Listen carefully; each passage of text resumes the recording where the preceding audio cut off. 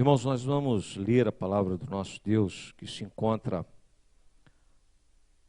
Pela manhã nós fizemos a leitura da mensagem, o presbítero Silas foi em Atos dos Apóstolos. Vamos continuar em Atos dos Apóstolos, só que agora, no capítulo 18, relato de Lucas, acerca do ministério de Paulo, que foi seu mestre, seu mentor.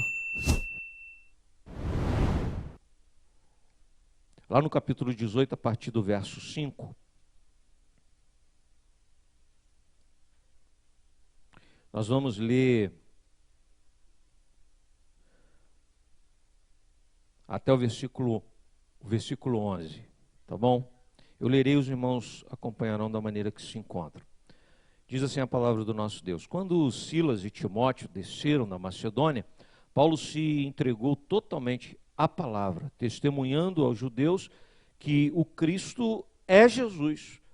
Opondo-se eles e blasfemando, sacudiu Paulo as vestes e disse-lhes: sobre a vossa cabeça o vosso sangue, eu dele estou limpo, e desde agora vou para os gentios.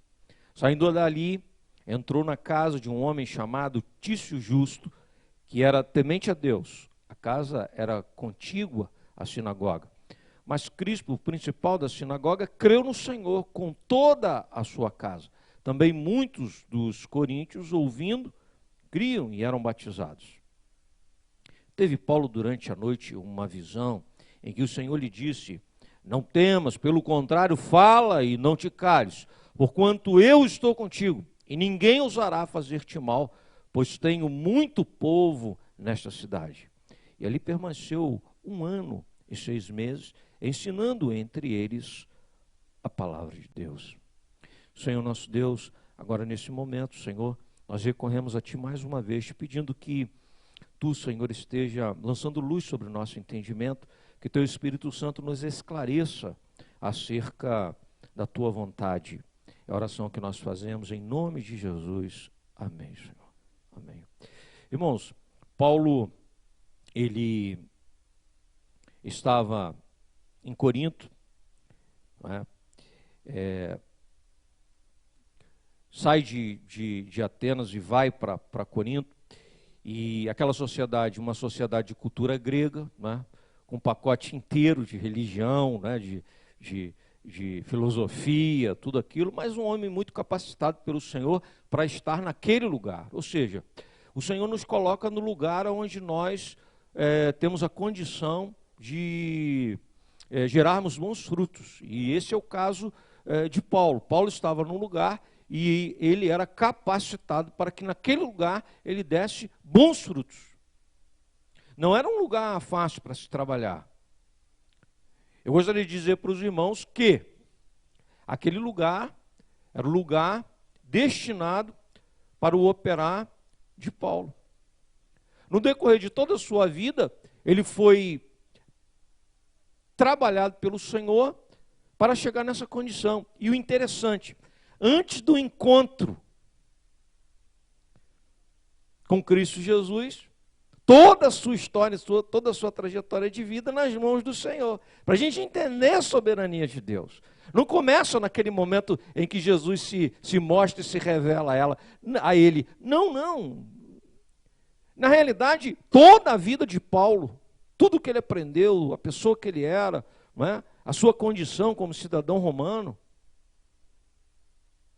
um homem letrado, um homem conhecedor de filosofia, um príncipe dos judeus, conhecedor do Antigo Testamento, uma mente capaz de dialogar com o seu tempo. Essa era a condição de Paulo.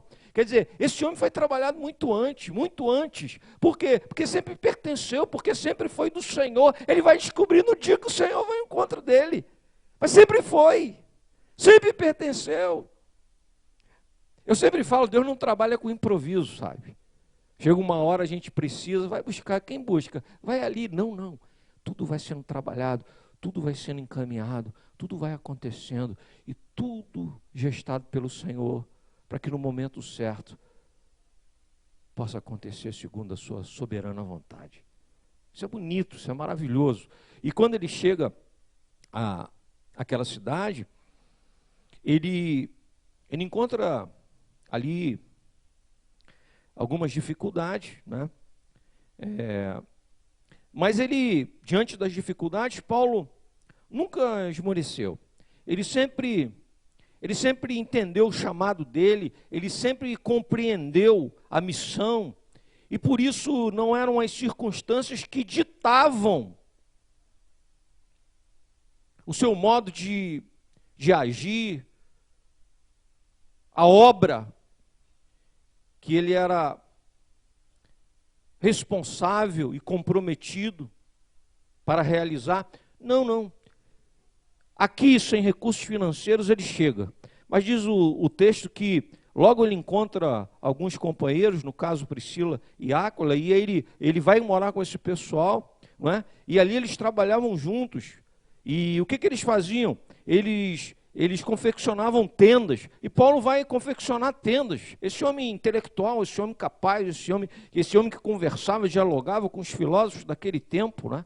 A mente mais brilhante dos seus dias, certamente, mas aí ele está ali a trabalho, a serviço do Senhor. Como que os recursos vão chegar? Bom, o Senhor vai prover, mas aí ele pega na tenda, ele pega na agulha, ele vai para o trabalho, ele transpira, ele vai lá, ele faz, porque o Senhor provê, mas ele provê no lugar onde nós estamos trabalhando, onde nós estamos nos empregando, onde nós estamos nos doando, porque nós entendemos o nosso chamado.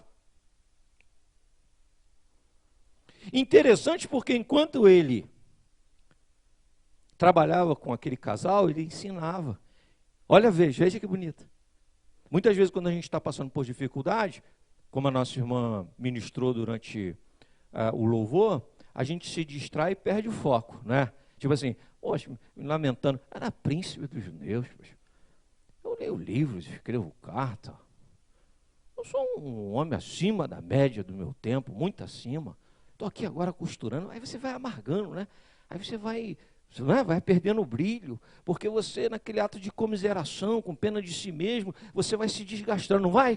O pensamento ruim vai entrando e a gente vai se alimentando daquilo, e a gente vai se diminuindo, e a gente vai perdendo a força, o brilho, a condição, não é isso? Não, ali é diferente, ali ele tá costurando tendas, ele está numa situação abaixo da sua própria condição, daquilo que é a sua formação, mas diz o texto que ele aproveitou aquele momento, aquele tempo, sabe para quê? Para criar nova liderança.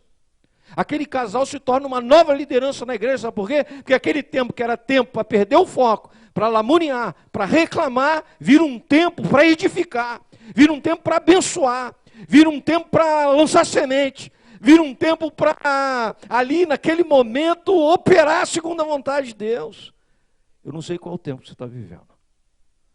Eu sei uma coisa, independente do momento que você esteja vivendo, que esse momento aí onde você está, seja um momento de edificar, de abençoar, de tratar, de cuidar, de edificar vidas. Não é bonito? É bonito.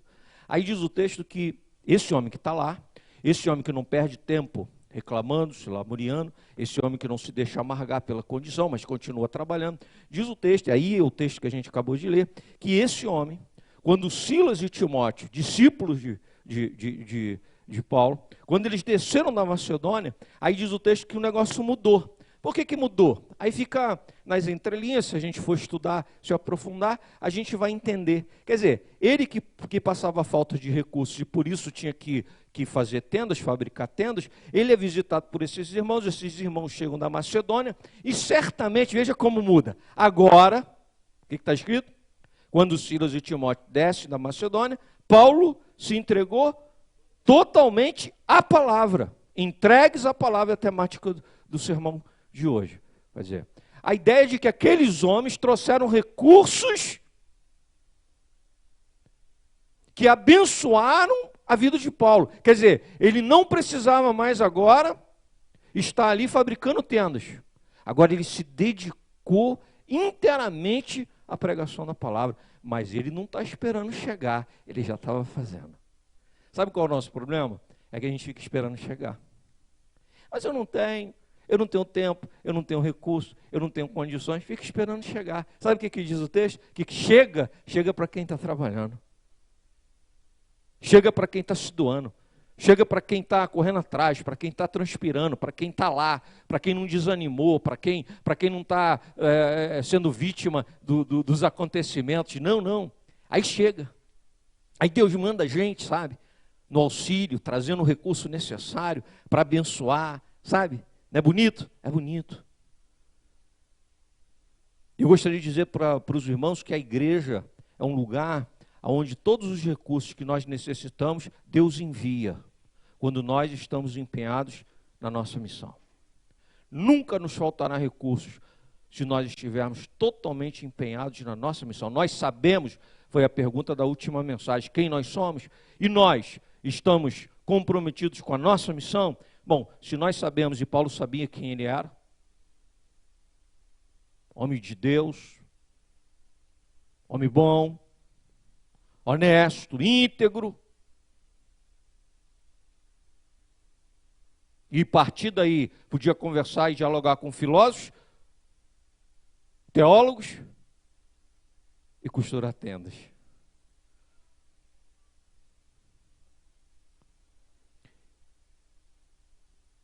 E comprometido com a sua missão, com aquilo que Deus chamou para fazer. Aí Deus nutre, aí Deus dá a condição. Aí chegou a condição, os irmãos chegaram, aí agora ele deixa as tendas e agora ele começa a caminhar entregue à palavra, acraseado, né? A palavra. Testemunhando aos judeus que o Cristo é Jesus. Essa era a vida dele, era testemunhar. E ele tinha um plano, o plano de Paulo era pregar aos judeus. Chegar nas sinagogas e pregar aos judeus. Era o plano dele. Ele tinha esse plano.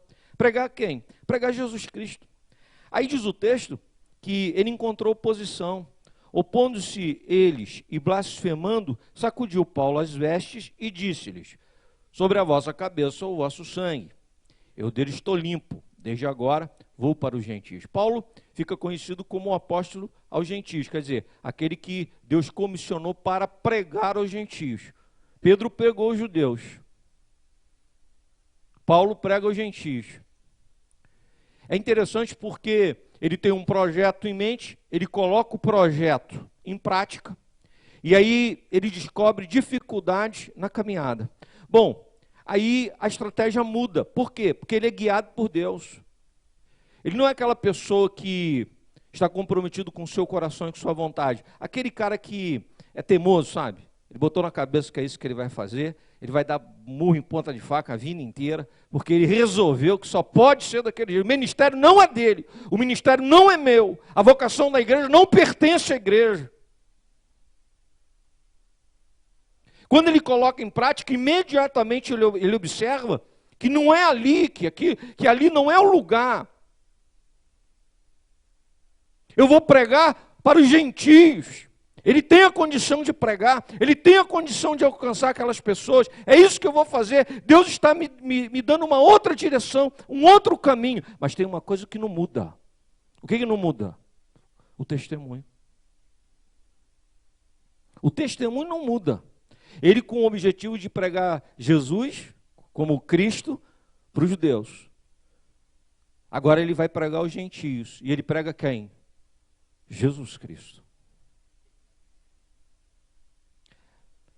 E nós, como igreja, entregues à palavra, precisamos ter essa percepção que nós somos dirigidos por Ele.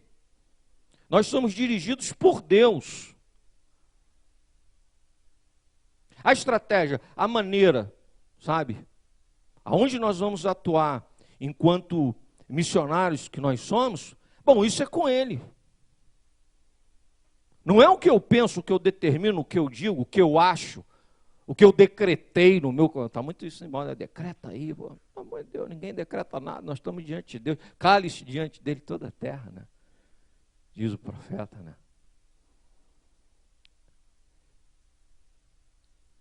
Mas, nós somos chamados para a missão. E aí, o que não muda nunca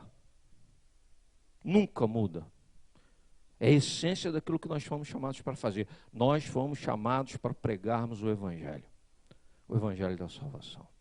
E foi isso que ele fez. Aí diz o texto que ele sai, e aí ele encontra essas pessoas que são daquela cultura, e aí Deus continua operando através dele. Ele entra na casa de um homem chamado Tício Justo, veja o nome, não é nome de judeu. Ele entra na casa desse homem, que era temente a Deus, a casa era contígua, a sinagoga, mas Crispo, o principal da sinagoga, creu no Senhor com toda a sua casa. Também muitos dos coríntios, ouvindo, criam e eram batizados. Quer dizer, esse homem que não se deixa vencer pelas dificuldades, que continua atuando mesmo no dia mais difícil, esse homem que recebe de Deus a condição para fazer, esse homem que tem uma meta para realizar, mas percebe que, dirigido por Deus, a coisa não é daquele jeito, ele não esmorece e continua trabalhando, e o Senhor continua abençoando vidas através dele. A igreja é lugar onde pessoas, elas são abençoadas por Deus, por gente que entende que Deus está no controle. Quem controla isso aqui? É o Senhor. O pastor, o conselho da igreja, a gente se submete a ele. É lugar de submissos, como Paulo era. É a igreja de Cristo. Interessante que no versículo 9, que Paulo diz que Paulo à noite, ele teve uma visão em que o Senhor lhe disse, né? Não temas, pelo contrário, fala e não te cales. Isso deixa muito claro, gente, olha só. Deus não vai falar com o Andrei naquilo que o Andrei não tem necessidade. Não faz sentido nenhum, né? Está entendendo? Olha como é que o Senhor fala com Paulo. Ele fala como?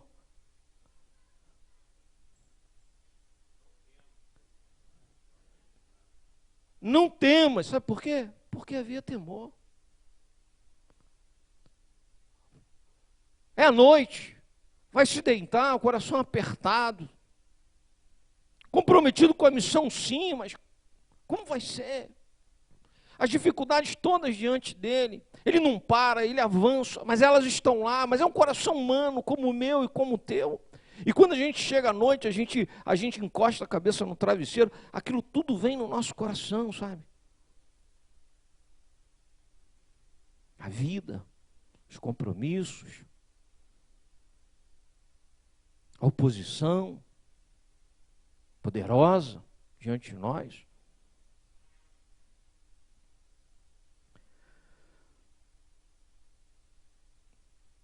As notícias que a gente vai recebendo, o diagnóstico médico, é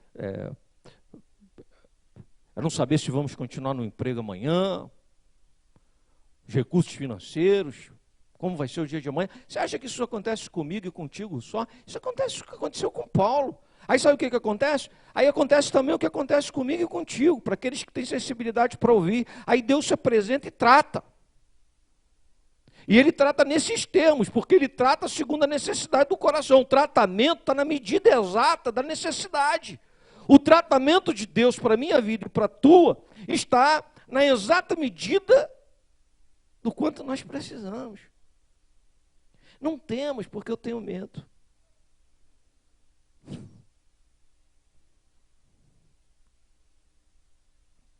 Aí ele diz assim, mas pelo contrário. Por quê? Porque ali o medo, a dúvida, não saber como vai ser amanhã. Mas pelo contrário, fala e não te cales, continua cumprindo com essa missão. Tu está fazendo isso e continua fazendo. Eu sei, tudo pesa, as dificuldades, os problemas, os opositores, está tudo aí. Mas continua fazendo, continua naquilo que você está empenhado. Sabe por quê? Porque eu estou contigo. Eu estou contigo. É isso que faz a diferença. Gente, foi isso que fez a diferença na vida de Paulo. Aquele que se entrega à palavra. Essa é a diferença, que Jesus está conosco. Eis que estarei convosco todos os dias. Isso é que faz a diferença. Os problemas sempre estarão lá. As dificuldades sempre diante de nós. Os homens perversos, opositores, sempre estarão por aí. Sempre, sempre, sempre. Sempre. Mas a diferença na minha vida e na tua é que Cristo é a nossa garantia. Onde está a tua garantia? No dinheiro que eu tenho no banco? Onde está a tua garantia? Nos últimos exames médicos que deu tudo ok? Onde está a tua garantia? Nos muitos amigos que eu fiz no decorrer da... eu faço aniversário, 200 pessoas vão lá em casa. Que alegria! É a maior alegria da pessoa, 200 pessoas em casa. E no dia que não for ninguém? Acabou? E o dia que acabar o dinheiro? Acabou? E o dia que o exame não vier em conformidade com aquilo que a gente esperava, o resultado? Acabou? A nossa garantia está no Senhor. Vocês repararam que essa palavra de Deus para ele está muito parecida, sempre com todos os vocacionados do Antigo Testamento? Repararam isso? A palavra do chamado para Jeremias: vai, porque eu sou contigo. Aí o Senhor se apresenta a Isaías e diz exatamente isso. Sabe por que você vai? Você vai não porque os inimigos são fracos, não porque você é poderoso e você é muito forte. Você vai porque eu vou contigo. A palavra dele para Moisés, para Gideão: eu sou a tua garantia. Sabe qual é a garantia da minha casa? A garantia do meu casamento? A garantia da tua casa? A garantia do teu casamento? Da tua família? É o Senhor. O Senhor é a nossa herança. Paulo sabia isso e vivia isso, se entregar para a serviço da palavra, não é? Para promover o Evangelho de Cristo Jesus, com a garantia de que Ele está conosco. Ele está conosco. Fale, não te cales, porquanto eu estou contigo. Ninguém ousará te fazer mal. Ele está dizendo assim para ele: ninguém ousará te fazer mal. Aí você vai dizer assim, lendo a história de Paulo: foi apedrejado. O antes está até pensando e já está rindo ali. Mas veja, se a gente pegar, não é, os relatos, ele mesmo confessa isso: foi perseguido, apanhou, foi apedrejado, colocado como morto. O Senhor está dizendo assim: sabe o que é o mal, gente? Sabe o que é o mal? Nós somos vítimas do mal quando ele entra no nosso coração e a gente se contamina por ele.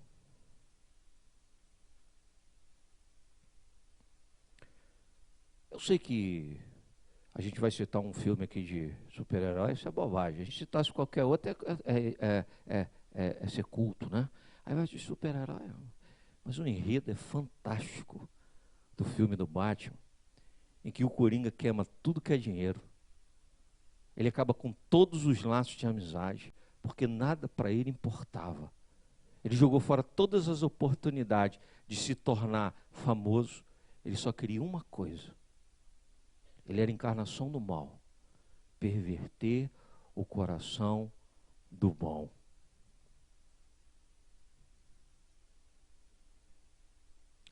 A encarnação do mal, do caos. A piada maldita. Fazer dele a minha imagem e semelhança. Nós fomos feitos à imagem e semelhança de Deus. A obra do diabo é fazer com que você fique parecido com ele. Desejo de vingança, vontade de destruir, botar a mão e acabar, pedir fogo em Samaria, pedir morte nas favelas do Rio.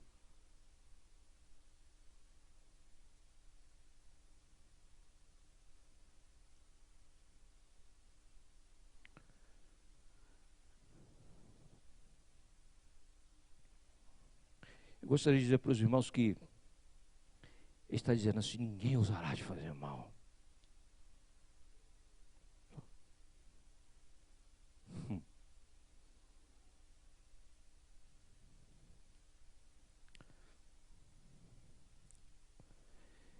E aí o que ele diz aqui é fantástico. Olha o que ele diz. Isso, agora eu vou fazer uma ligação com o que eu disse lá na introdução acerca de Paulo. Lembra? toda a formação de Paulo anterior ao encontro que ele teve com Cristo, quando Cristo vai em sua direção, tudo isso foi um fazer de Deus. Olha o que ele fala aqui. Olha que maravilha com respeito a tudo que ele ainda tinha para fazer naquele lugar e as coisas que tinham para acontecer. Ele diz assim: pois tenho muito povo nesta cidade. Ué, ele está começando um trabalho, como que tem muita gente ali, tem um povo grande do Senhor? Sabe que gente é essa? É gente que nem sabia que era de Deus.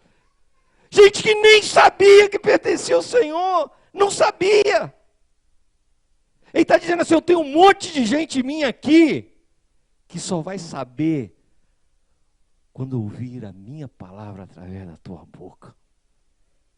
Isso é tremendo, gente. Quanta gente queimada, quanta gente nos ouvindo pela internet agora, que não sabe que pertence. Não sabe que pertence e sempre pertenceu. E qual é o trabalho da igreja?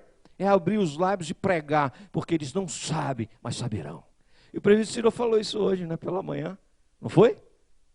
Eles não sabem ainda, mas nós estamos aqui para pregar o Evangelho. E o Espírito Santo vai fazer a obra. E eles que ainda não sabem, serão tocados pelo Espírito Santo.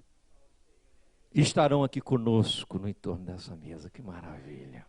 Quanta gente hoje lá fora, quanta gente hoje afundada no vício, quanta gente hoje tomada por uma vida de angústia, de depressão, quanta gente hoje envolvida em prostituição, no crime, no pecado, quanta gente sem esperança, mas o Senhor nos plantou nesse lugar, e Ele nos visita como visitou Paulo na noite desse dia, para dizer assim: essa gente que está lá não sabe, mas eles me pertencem. E a primeira igreja presbiteriana, assim como Paulo, em Corinto, prega o evangelho da salvação e resgata vidas. Amém, irmãos? Esse é o nosso trabalho. Esse é o nosso chamado. E para a gente poder encerrar, eu gostaria de dizer, concluirmos, eu gostaria de dizer que todas as vezes que nós nos reunimos em torno dessa mesa, é disso que nós estamos falando, é de uma igreja viva, alcançada pelo Senhor, mas que continua pregando e alcançando a outros pela ação do Espírito Santo. Não é uma igreja acomodada, não é uma igreja que se deixa vencer pelas dificuldades, não é uma igreja selamuriana, é uma igreja que tem medo sim, eu tenho medo, Anderson tem, o conselho tem, a gente tem medo da dificuldade, do futuro, não temos? O Senhor visita a gente, visitou hoje de novo, dizendo assim: não temas, Jonas, não tema, Anderson, não tema, pastor André, não temas, porque eu sou contigo, eu sou a tua garantia. O Senhor é a garantia da igreja, o Senhor é a garantia da primeira igreja presbiteriana em Queimados, o Senhor é a garantia da tua vida e da tua casa, é o Senhor, nós confiamos nele. E quando Paulo andava pelas ruas de Corinto, as coisas iam acontecendo. Aqueles que pertencem desde a eternidade, Jonas, eram então despertados pela ação do Espírito Santo. Sabe por quê? Porque tinha um homem nas ruas. Tinha um homem nas ruas. Tinha um homem andando por aquelas ruas. Tinha um homem que não se deixou vencer pelas dificuldades, pelos problemas. Ele não se deixou vencer porque os recursos financeiros não estavam lá. Continuou trabalhando, continuou fazendo. E aí aquele homem andando pelas ruas é a certeza real de que por mais que o mundo esteja contaminado pelo mal, há corações que nunca irão se perverter. Nunca irão. Que Deus nos abençoe.